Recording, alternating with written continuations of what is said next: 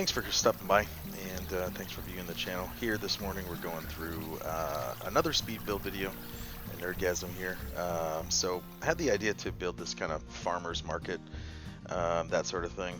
Um, don't mind the background here. This is kind of my proving ground, so though you'll see a lot of extra stuff in the background. But anyway, wanted kind of not necessarily like a ramshackle building, but just kind of not as structured as some of the other stuff. So I do like the builds where you can go through and not everything has to be exactly perfect. That is supposed to be, a little out of place, and there's some, wonky parts here and there. So my main franchise zoo is set in North America, so that's kind of what I built this building out of. So all the foliage will fit, temperate North America, that sort of thing. The building style will fit, and yeah. So just going through one kind of a farmer's market. So inside this building are all of the souvenir shops. The pathing is really easy to do. You can just align it, to grid. Start a path inside, align it to the grid, and it should match up to all the buildings.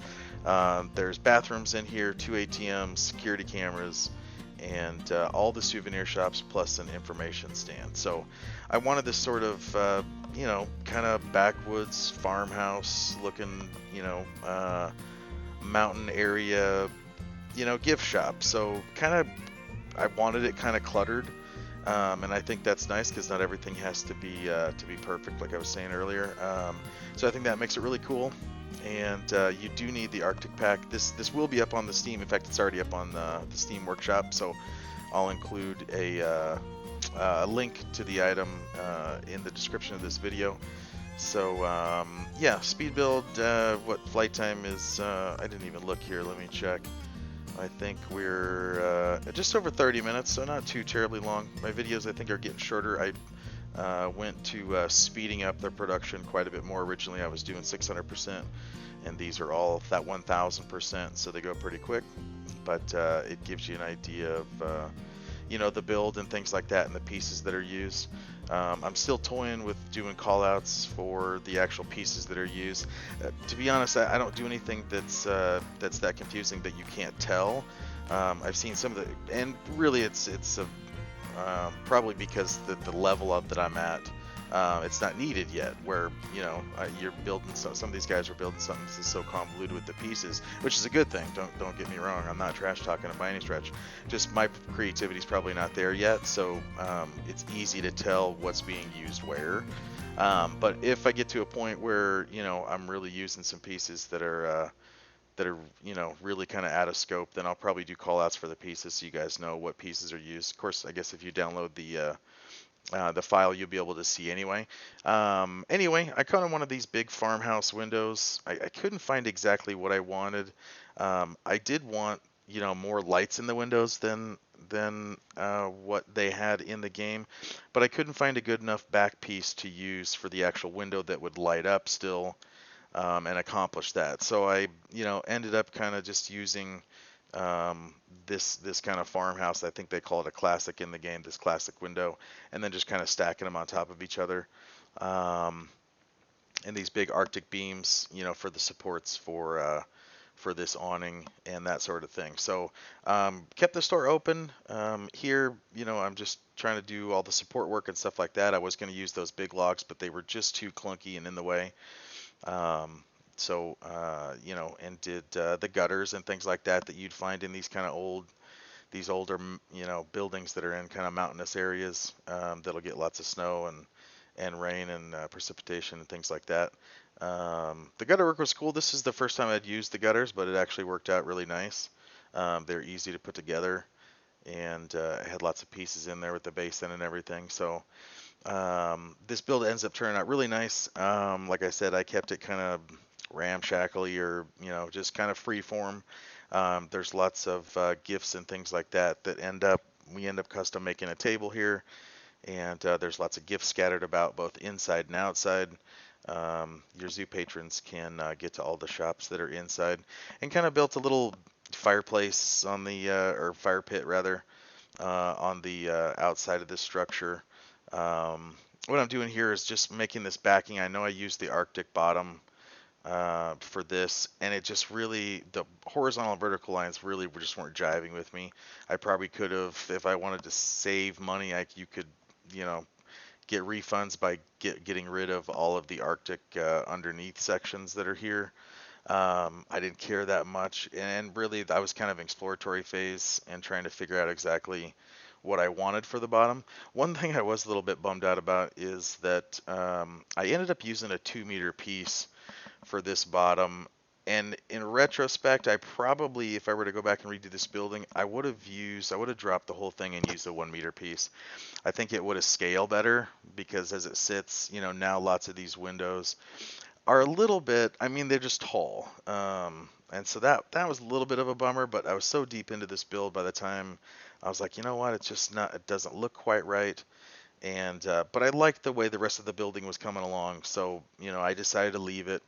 If at some point I go back and revisit. So it has scale that's kind of mildly odd, I suppose, but it still ends up looking good. They're a little bit high windows. Um, you could always drop the windows and just have them encroach this area of the bottom paneling here. But I kind of liked where it ended up, so that's why I didn't want to change much. So it's just kind of a tall thing. Um, I was looking here at trying to recess these windows a little bit, which I did like, and I built the framing around them and stuff like that. Um, and towards the end of this video, I wanted to get this piece of content, and I wanted to get this building, up on the workshop and things like that. I probably would have went back on every wall section and definitely recessed all of the windows. I ended up taking them out, as you can see here. I like this one's recessed, but then I just end up taking that window piece and putting it in the rest of the building without recessing it. And I think, if I were to go back, I would have definitely recessed them all. I think it looked a little bit nicer. Um, but yeah, so we end up kind of the out front of this building. We end up building a dirt lot, and so people can walk around, things like that. You'd have to add in pathing for that if you want people to actually kind of walk around out there, which they can do. There was a small section on the porch that could actually put in benches.